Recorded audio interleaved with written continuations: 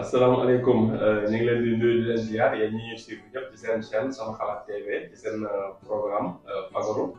vidéo tey bi nag ñu ñëw ci plante de la semaine plante de la semaine comme ni ngeen ko xamee chaque semaine dañuy ñëw ci benn garab boo xam day sax ci réew mi waaw professeur wax ñu ay njariñ yi mu am ci li nga xam mooy wàllum faj ak nan lañ koy jëfandikoo kon professeur ñu ngi lay nuyu di la ziar. sëñ Pape ñu ngi lay fay di nuyu ñëpp ñi nga xamante ni ñu ngi suivre sama xalaat TV. di ñëw rek ci li nga xamante ni baaxoo nañ ko ak yéen sasoo nañ ko ak yéen muy di waxtaan ci njariñ ci gàncax goo xam ne ci Sénégal la sax ñu indi leen ci yenn njariñ lañ ci xam waaw lañ ci xam nag lañ wax de waxuñu nag lépp mais liñ ci xam rek la ñuy wax leneen li ci keneen xam tamit noonu la parce que tamit kenn mënta xam lépp donc bu ko defee liñ ci xam ak si néew rek ñu baaxee leen ko incha allah doonte nag Pape mënuñu li ñu xam lépp sax mënuñoo wax lépp mais dañ ciy wax lu yem rek loo xam ne nit ki dina ko mën a dinañ ko mën a jàpp. bari na ci réew mi. bari na tam duñ koy waxal. wala muy garabu sap-sap. ñu xam ko tamit ci nebedaay. nebedaay. waaw garab boobu lañ bëgg professeur dañoo nag waxal ñu bàyyi wax ci ñu ci bëgg wax. ndax la nag tey moom dama lay bàyyi wax. non Pape yaa ngi may laaj garab goo xam ne nag tey moom. defe naa buñ ci bëggee waxtaan fi la ñuy fanaan sur le plan économique ak sur le plan médicinal muy sap-sap muy nebedaay moom am na ñuy wax nebedaay suñu mag ñi daan wax sap-sap non scientifique di la Moringa Oleifera mooy non scientifique Moringa boobu wala sap-sap boobu moom la suñu maam ñi daan utiliser du ci bëri ñu ko wax di ko def mbuum di ko def cere yu mbuum lu ci bëri boo xoolee xob yi la ñuy jël defaale ko ci ñeex bi mu nekk cere yu mbuum mu nit di ko lekk donc lu ci ëpp moom la ñuy utiliser moom la ñuy wax sap-sap waaw sap-sap nag garab la goo xamante ni mooy plante bi nga xam ne moo nekk top au niveau mondial actuellement c'est-à-dire moom lañ gën a utiliser ci monde bi actuellement bala ñu ñëw ci côté médicinal dañu ñëw ci côté li mu mën a kii joxe ci économie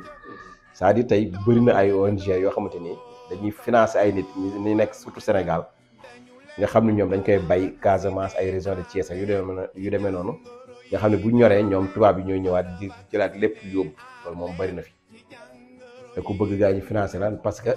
luñ ci am ñoom du doy. soo demee fu mel ni Côte d'Ivoire kilo bi rek ñu ko jaayee 20 000 francs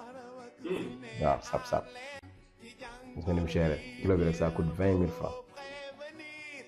defoon naa fi benn exposition au niveau de l'université Cheikh Anta Diop de Dakar waa CAMES ñooñu invité woon mooy les professeurs de la sous-région ñuy wax sur la médecine traditionnelle ak médecine yu demee noonu mais jour boobu li ma indi woon sama exposition maa ngi ko defoon ci nebedaay mais tee yi su forme de tee lañ ko defoon indi ko ay boîte mais ñoom conférence bi mu tasee li ma indi woon yëpp lañ jënd yëpp maa ngi ko doon jaay paquet bi benn 10 000 boobu benn 10 000 mais yëpp lañ jënd ci jour bi ci premier jour bi am nañu amul deuxième jour bi li ma indi waatoon dañ ko jënd parce que exposition bi 2 jours la woon a nekk que tous les professeurs yi nga xamante ñi ngi CAMES nekk ci sous région bi ñu tase woon université Cheikh Anta Diop de Dakar defe naa vidéo bi sax mi ngi RTS mais gis nga bi exposition bi jeexee sama stand bi ñoom ñëpp moom la ñu wër ku nekk di joxe xaalis bi nii la doon circuler nii am ñoo xam ne amuñu parce que pour war la ni ñoom fi ñu teg Moringa muy sap-sap ay njariñam te ñun Pape kër goo dem boo mutul am na fa bëri na fi comme noonu mooy partie yëpp ñoo am njariñ ci garab bi amul benn partie boo xamante ni mën nga ni amul njariñ muy xob yi muy doom bi muy tóor bi muy xas bi muy écorce bi la muy racine bi muy reen bi donc partie yëpp ci nebedaay dafa am njariñ noonu mu amee njariñ nag sur le plan médicinal moom ci wàllu faj noonu aussi la amee njariñ sur le plan économique muy transformation yoo xamante ni mën nañ ko ci def pour économiquement mu indi xaalis donc kon plante la boo xamante ni au niveau mondial moom moo nekk top moom gën a moom la ñëpp soxla actuellement comprendre ba nga xamante ni comme ni ma koy waxoon sànq am na ñoo xam ne dañuy yem wut ay ñu leen ko bayal fii ñu leen koy bayal di leen koy yóbbul ñuy jël sunguf bi di ko jaayaat donc plante la boo xamante dafa bëri njëriñ. léegi nag bu ñëwee ci côté médicinal après ñu dem ci côté économique wala ñu jógee côté économique bi sax joxe ci quelques aspects rek ñëw ci côté médicinal bi. léegi côté aspect bi am na ñu ci defar saabu di def saabu moringa savon de moringa daa ni boo ko xoolee nii day verte surtout xob yi la ñuy utiliser. am na xaw ma benn gis naa benn femme bu koy def xaw ma Burkina la xaw ma yu demee noonu daal mais maa ngi ko gis ci internet bi te lu mu ci defar du doy savon moringa. am na ñu ci defar ay kii gélule ay comprimé yu ndaw yu ñuy naan. am na ñu ci defar kii nu mu tuddati huile de moringa mooy doom bi mais tamit pas foofu doom boobu dafa mën li ñuy wax filtrer ndox. ci filtrer ndox les eaux usées yi ak yu demee noonu da koy filtrer maanaam tey dañuy jël doom bi dëbb ko ba mu nekk sunguf nga jël ndox bi nga bëgg a filtrer nga jaxase ko ci nga jaxase leen boo leen jaxase pendant 5 minutes remuer leen quoi pendant 5 minutes nga bàyyi ko nag pour 1 heure de temps mu tey léegi nag nga filtrer ndox boobu ndox bu ko dàq amul ndox bu gën a baax amul te loolu tubaab yi def nañ ci ay expérience ba nga xamante ne am ñu bëri ñu ci liggéey di ci filtrer ndox. comprendre am eau potable bu neex bu rafet da koy dindi ci doom bi donc bu ko defee transformation yi ci liñ ciy def dafa bari nga xamante ni moom comme ni ko waxee sànq dafa riche ci vitamine yëpp la am la boole parce que boo demee fu mel ni Inde ñoom dañuy wax ni nebedaay muy sap-sap bi mën na faj plus de 300 maladies. ñetti téeméeri feebar waaw ñetti téeméer ñoom Inde loolu lañ ko jàppee ñoom ñetti moo tax am nañu ko tuddee sax arbre miracle aussi donc ñetti téeméeri feebar garab goo ko mën a faj kon jàmbaar nga comprendre moo tax ñoom dañ ko fonk. léegi nag loolu la gaañ yi exploité ci au niveau international ci net bi ba nga xamante ni tey ñëpp moringa lañ jël comprendre parce que boo amee am na études yoo xam ne wane ni. boo jëlee lu mel ni orange moo ko ëppale fuuf boo jëlee lu mel ni moo ko ëppale vitamine C am na benn étude bi ma gis bu ni 25 fois de plus am na ñu ni 7 fois comprendre nga kon rek day wane ne rek moo ko ëppale vitamine C. boo demee ci carotte vitamine A moom moo ko ëppale am na ñu ni 4 fois am na ñu ni 17 fois comprendre nga am na yeneen études yi wane ne bu dee lait wala kii yaawur bi moo leen ko ëppale. donc waaye gis nga kon vitamine yëpp moo leen ko ëppale lu bari kon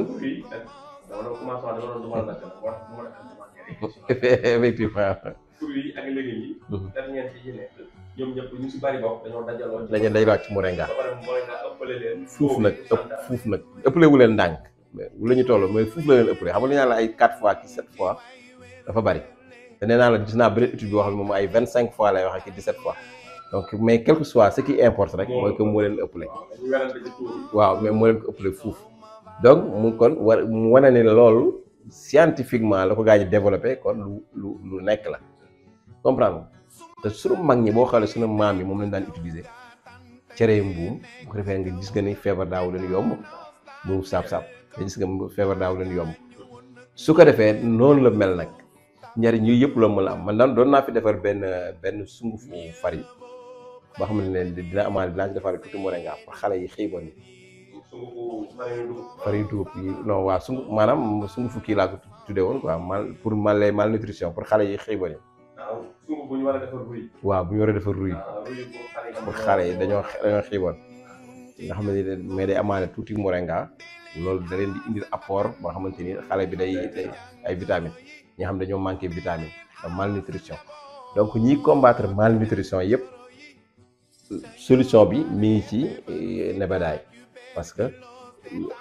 malnutrition boo ko déggee rek mooy dañoo liñ riche donc te liñ soxla yëpp mi ngi ci nebedaay bi ci xob yi nag surtout donc mën leen indil apport boobu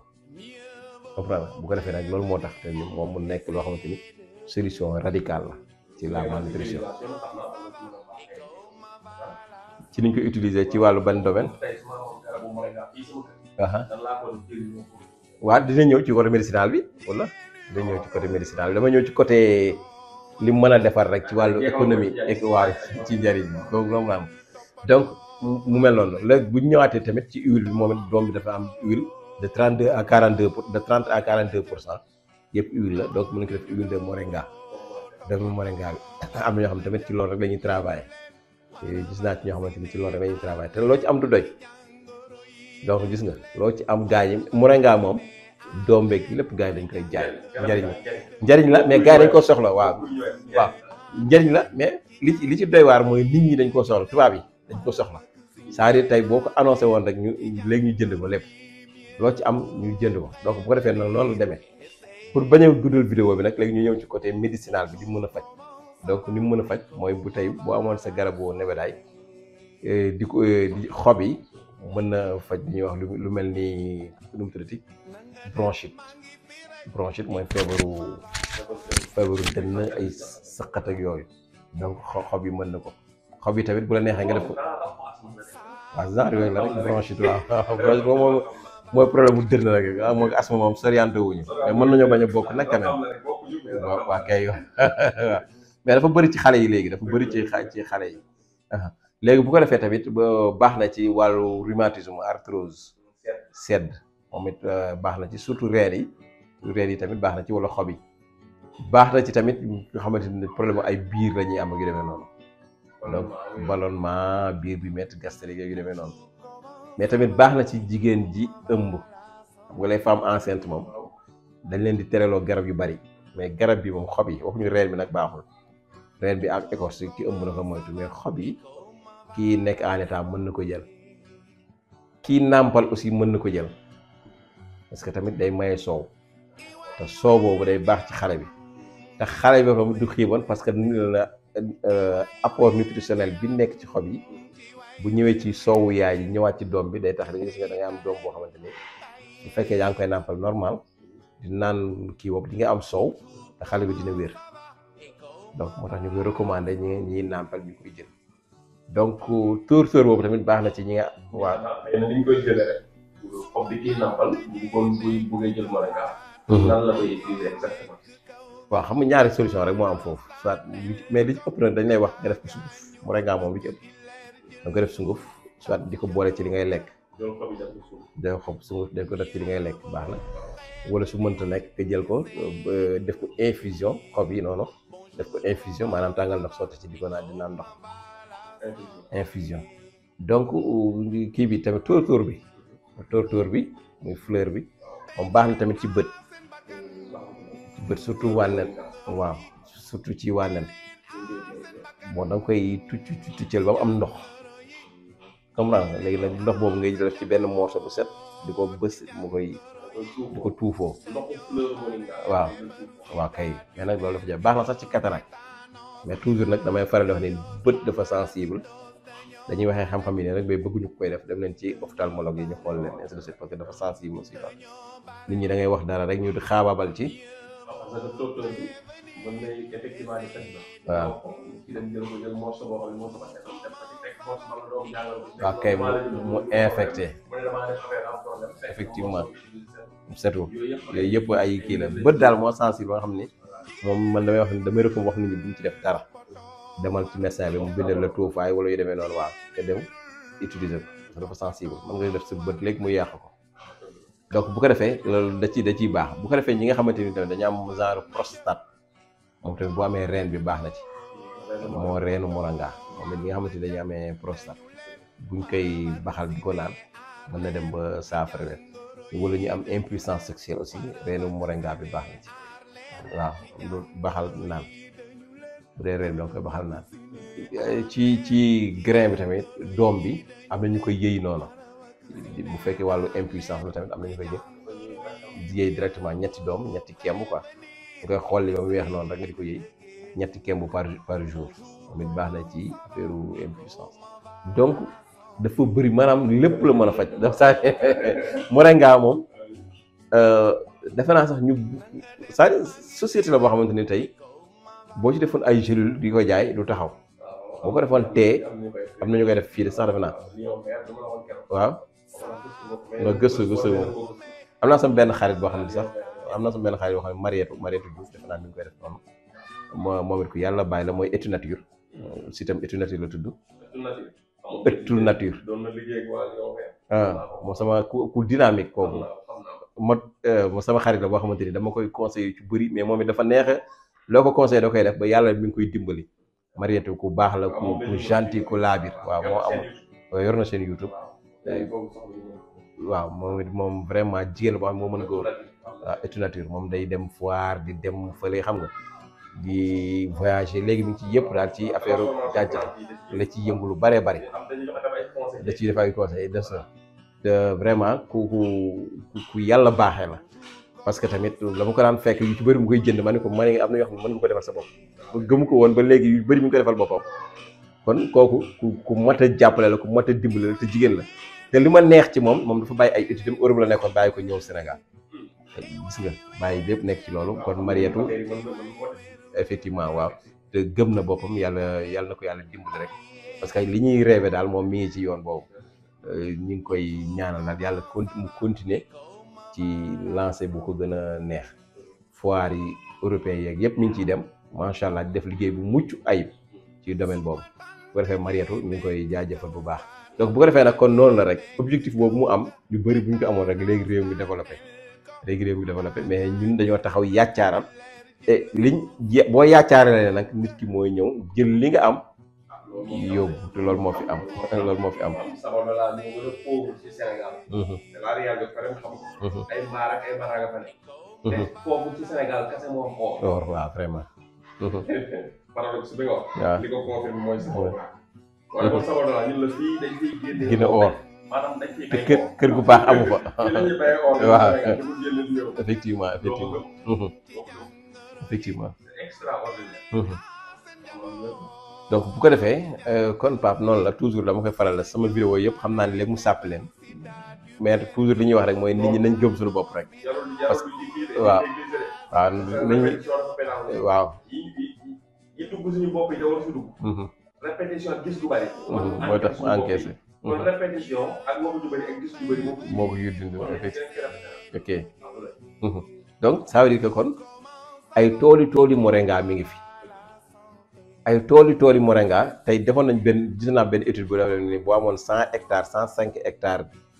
def ko nebedaay yëpp di nga mën a am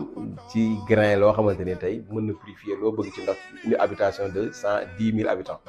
mën na purifier seen ndox tey bu fekkoon tey ndox mi ñuy naan baaxul xam nga yooyu yëpp c'est des études yoo xamante ni nii tubaab yi dañ koy faral di def mais ñun moom jaraluñu dara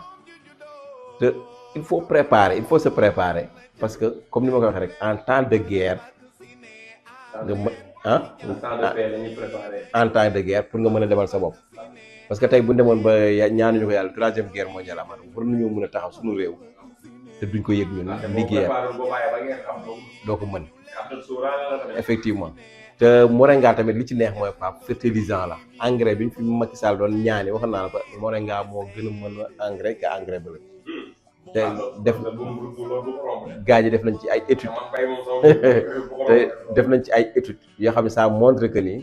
tey bu dee gerte wala soja bi ñu defee études yi boo jëloon fertilisant boo jëloon moringa def ko kii engrais foliaire genre engrais foliaire nga koy def di ko def ci kii bi tool bi bu dee gerte wala soja boobu rendement bi ci xob yi day ëpp fuuf que rendement normal bi nga amoon boo ko deful. engrais foliaire mooy engrais boo xam ne ndox lay nekk exemple nga xam ne tey ni ñu ko mën a waxee rek moringa bi ngay jël exemple soit nga kii ko dugal ko ci ndox baxal ko comprendre nga ba mu yàbbi peut-être mën nga ci boole yi am yenn composants yoo ci boole loolu ngay jël rek di ko wis ci kii bi ci gàncax yoo def ci tool bi ba ci soble ak yeneen études yu bari ci wàllu légume étude non étude yi ñu wax yëpp nga xamante ni bokk na ci ay garab yëpp bu engrais foliaire boobu ëpp na 10 plantes yoo xam ne bi ñu defee expérience bi rendement bi ci la ëpp fuuf muy rendement ay tool xam naa après naa la jox document bi nga xool ko bu nga xam ne testé nañ ko ci ay tool te rendement bi ci la ëppee kon loolu ci la ëppee ci wàllu xob tey boo jëloon gerte bi wax naa la ko te gerte bi gis nga ñu bëri ñu ngi bay te ngooñ mi la ñuy soxla parce que ngooñ mi amal nañu intérêt donc loolu déjà ay projet la engrais di nga boo ko defoon tey di nga am engrais foliaire boo xam ne di nga ko jaay nga xam ne yaa ko defaral sa bopp à base de moringa wala à base naturelle bu la neexee ba pare di nga am rendement élevé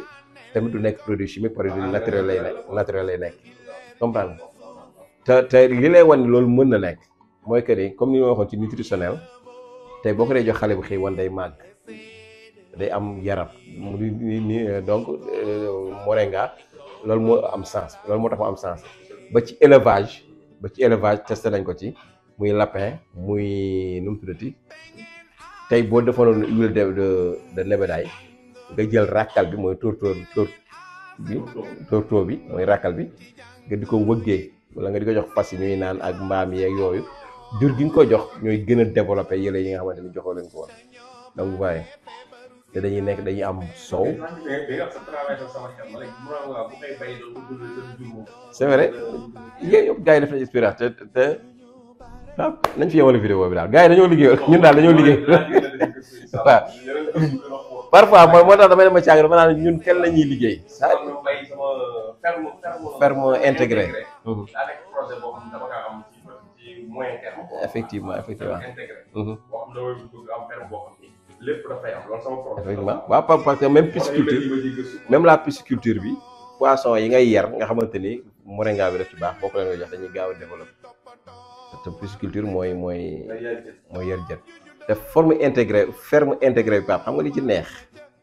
mooy que gars yi bi ñu ko découvrir la ferme intégrée mooy que ni dootoo sànni dara waaw da ngay recycler dootoo sànni dara xam nga tey boo amee ay jur muy xar wala nag li nga leen di jox ñuy lekk mooy ñax mu bon mi nga naroon na sànni exemple xam nga tey dootoo ko sànni jox nga leen ko ñu lekk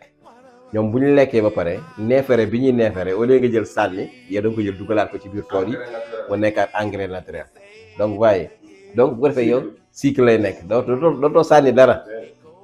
yi nga waroon a sànni yëpp day ñëwaat dugaat ci biir te doo utiliser produit chimique waaw donc mu ngi noonu te yooyu war nañ ci mënoon a développer bu baax former ci jeunes yi former ci ainsi de suite xam nga. ñoo ngi ne parce que li nga wax noonu bu fekkoon ni suñu gouvernement da cee defar formation baykat yi nga xamante ni peut-être bayetuñ gerte àll bi ñu bàyyi ko noonu ndaxte gerte gi amatul prix amatul valeur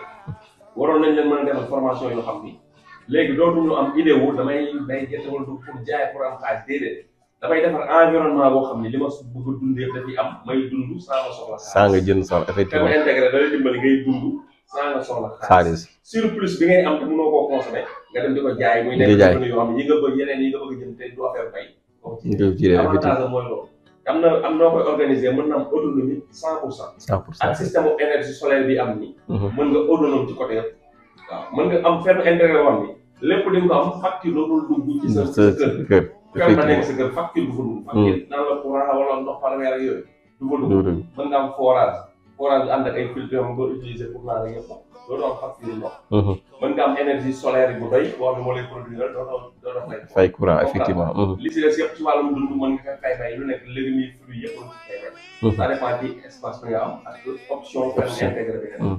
moo tax loo xam ne yaakaar naa war nañ ci gën a mën a développer ci réew mi doon na wàññi lu bari ci milieu pa bi ma demee Waalo mu fa gis benn pa mooy pa Cheikh Gueye mu développé benn projet boo xam ne mais nag malheureusement boo amul moyen te Sénégal dañ lay seetaan duñ ko exploité moom dafa defaroon benn loo xam ne daal boo fa demee sax da ngay yéemu ci wàllu bay yar jën li ñuy yëree jën ak yu ne mel noonu pisciculture mais daf ko def noo xam ne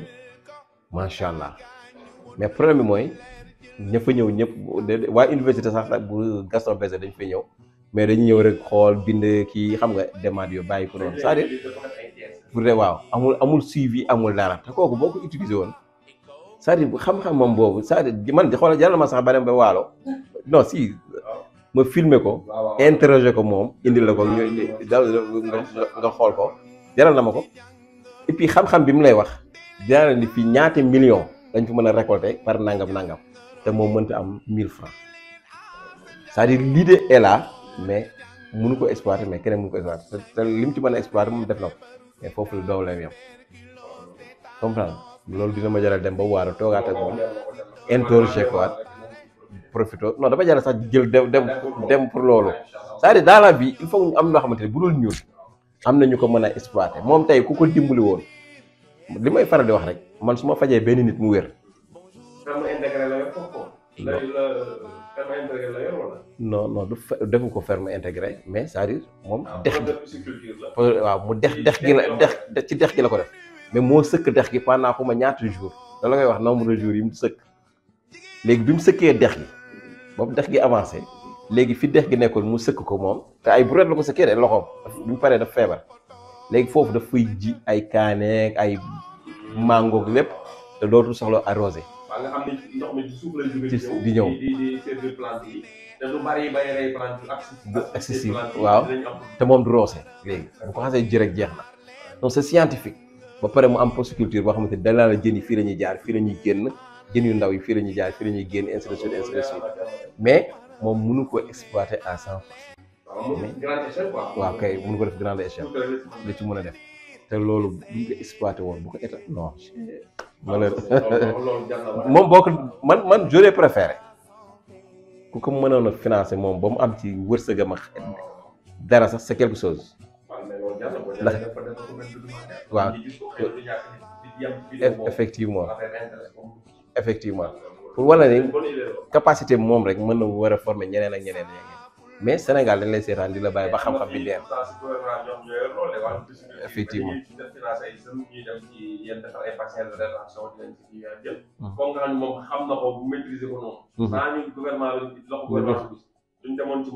waaw damay dem maa ngi koy bëmmatu sax semaine bi ma dem non parce que luy développé Sénégal rek daf may neex surtout luy développé doomu aadama xam nga nit ki nga dimbali ko ba mu mën dundal njabootam rek dafa neex moom laa doon wax sànq ma ne man su ma fajee benn nit kenn nit kooku wér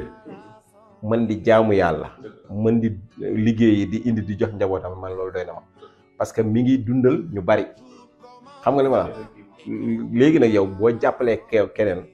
kooku di dimbali njabootam loolu tuyaaba boobu rek bu ñu xam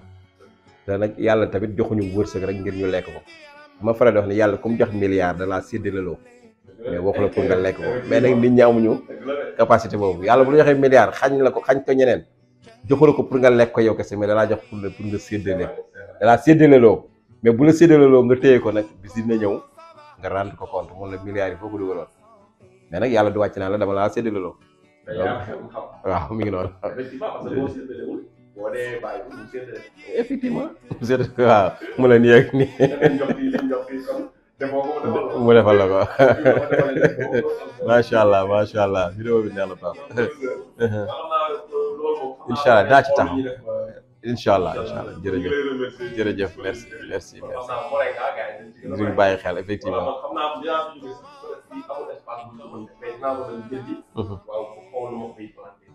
su ko planté ci kaw peut-être takk def ko aussi benn kii pot de fleurs yu mag yi. su demee xëy na ba mënatu si nekk ma dem xool si mbedd. ok mais dinaa jëmale. muy ñaar Moringa incha allah. ñu ngi lay remercier bu baax jërëjëf. di leen jox rendez-vous ba semaine prochaine incha allah. jërëjëf merci.